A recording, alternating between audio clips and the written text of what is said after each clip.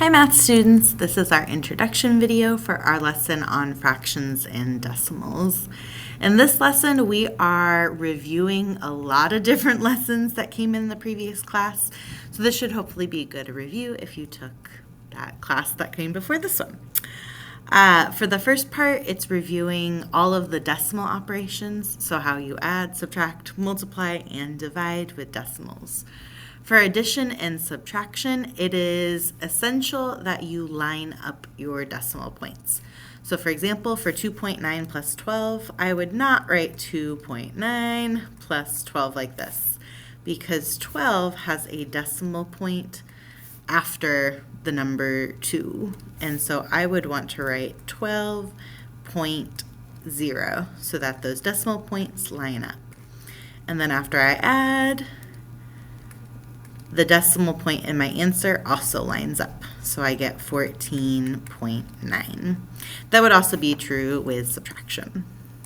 For multiplying decimals, it is not important if you line up your decimal points or not, but for your answer, you're going to count how many numbers are after the decimal point.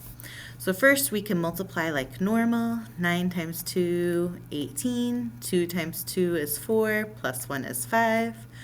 1 times 9 is 9. 1 times 2 is 2. And then I will add those up to get 3, 4, 8.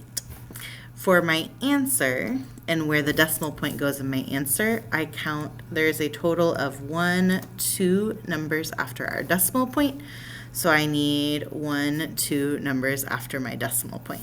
And so it would be 3.48. And then finally for division, something like 12 divided by 5. First 12, the first number goes inside, 5 goes outside.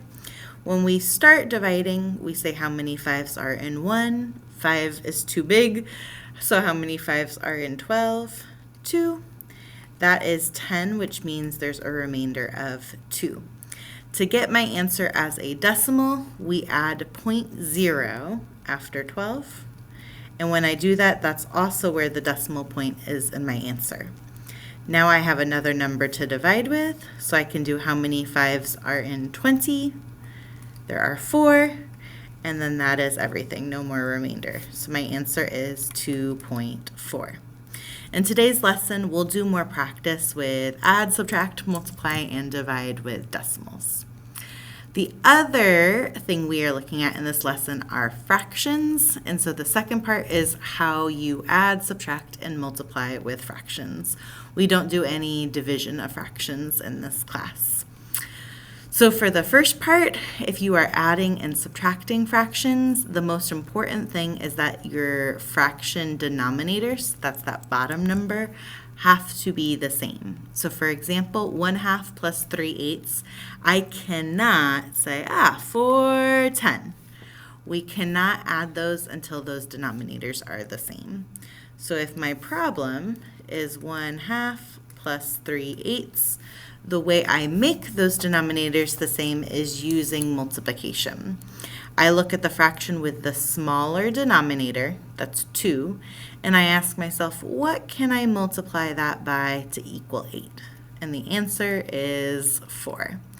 When you do that, you need to multiply both numbers in the fraction. So what that says is 1/2 is the same thing as 4/8.